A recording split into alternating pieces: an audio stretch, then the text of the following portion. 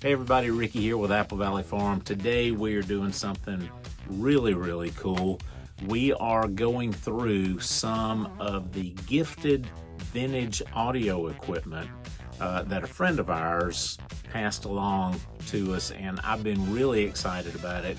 You may have seen a couple of the other videos that I posted where I'm initially going through all the stuff. Today is one of the videos of me going through a specific piece of equipment from that group and just seeing if it works, how cool it is, maybe what we might need to do to it.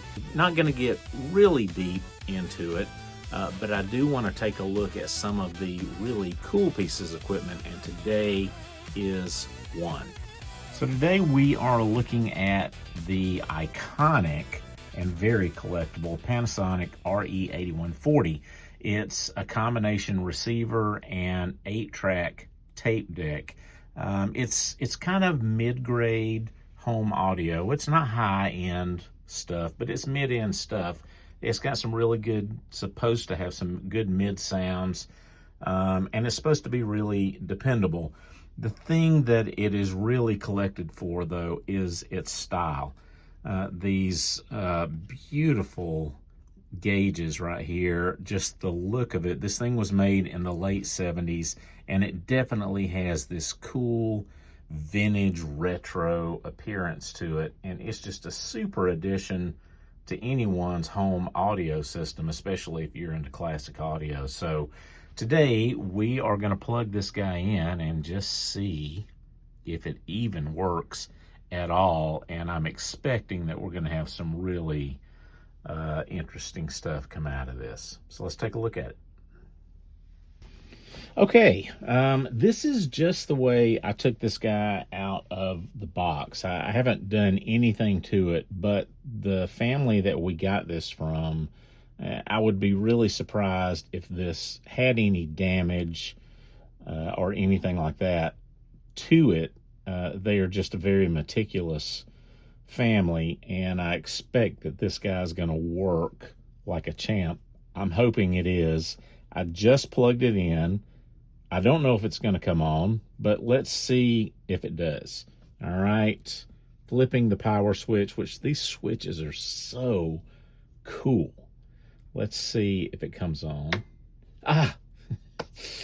And it does. It does. Okay, so we've got the receiver end down here where, oh, look at that, where just the lights and the gauges here. Look at that. I've got one speaker plugged in just so we can see what's going on, but you can see the gauges moving here already. This is going to be so cool. Let's get this to a really strong signal. We've got it on FM stereo. We've got a Panasonic turntable that we can plug into this too, and we may do that at a later time. Let's get on down to 106.1. That's our local country station. There we go. That should be it. Let's see if we're gonna have, if this speaker is even, it's not really doing anything. I've got the balance in the middle, got the bass, the treble. Yeah, what's going on? There he goes. All right, let's tune her in a little better. And that crackling going on here, this is just common. This is dust and corrosion and all the stuff that happens with physical electronic components. We can probably blow that out with some canned air. We might have to spray some stuff on it, but that's a very easy fix. Sounds really good. And like I said, I've only got the one little test speaker hooked up here just so we can see what's going on. But it seems to be, at least for the receiver end of it, it's working great. So now I want to see if we can flip this over to the tape.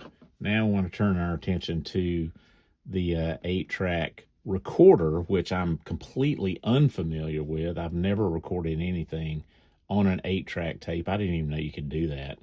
But I do have a Stevie Wonder 8-track that I want to put in here. And let's just see if this is going to work at all. The belts and things in there, of course, they're going to age and they're going to dry rot and they're going to get maybe gummy. They're going to break. They're going to have all kinds of problems. So if this thing works, it will surprise me. But let's just see if it does. All right. Yeah, I got a little Stevie Wonder here. Let's pop it in. And before I do, okay, these are recording levels. Loud. Oh, we can put loudness on. AFC. What is AFC? I'm not sure what that is. Record. All right. Let's pop it in. Well, the light's on. That's a good thing. All right. That wasn't good, but it's moving. Okay. Program. Oh, okay. I push it down. It's not changing programs. Ah, it was on pause. Sorry. Okay. What are we doing? The counter is not moving, which makes me wonder. I can hear the motor running, but I don't think it's transferring that motion to the tape. Which is, since the counter's not moving, it probably means the belt is either slipping or has broken. That's almost certainly what's happened here. But it's running, which is a good thing. Yeah, and it's just not switching programs either. But we can put this on continuous play. Pause, repeat play. Okay. Oh, okay. This is I'm learning as I go on this 8-track player, but apparently it doesn't want to work. And 8-track tapes can be sensitive, so sometimes if you wiggle them, they'll start working, but this is not going to work. Yeah, let's try it again. It wants to work, doesn't it? It does, but it's just not going to do it. It's not. Let's put it on aux just to see. No.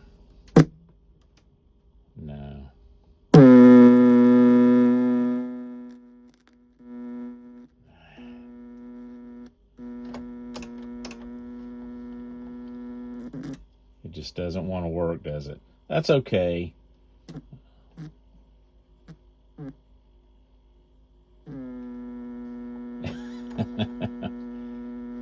It's just not going to work. That's okay. We got to get in there and do some fiddling with it. But it's trying to work, so I think it's worth putting the time into this guy to repair it. So this may be a future video that I'm going to get into where we open this thing up and see what we can do. I don't want to get too heavy into it because I'm definitely not an electronics expert, but I think we can get in there and we can replace a belt or at least blow the dust out of it, look for corrosion and things like that, and fix connections and yada, yada, yada. I think we can do that. But anyway, I am really excited. As I had said before, this thing is from the late 70s, about 78 or so, which makes it, 78, 88, 98. So it's well over 40 years old. We're approaching 50 years old, and this thing is still lit up and looking like a boss. Again, this is my favorite part right here. I love this. All right.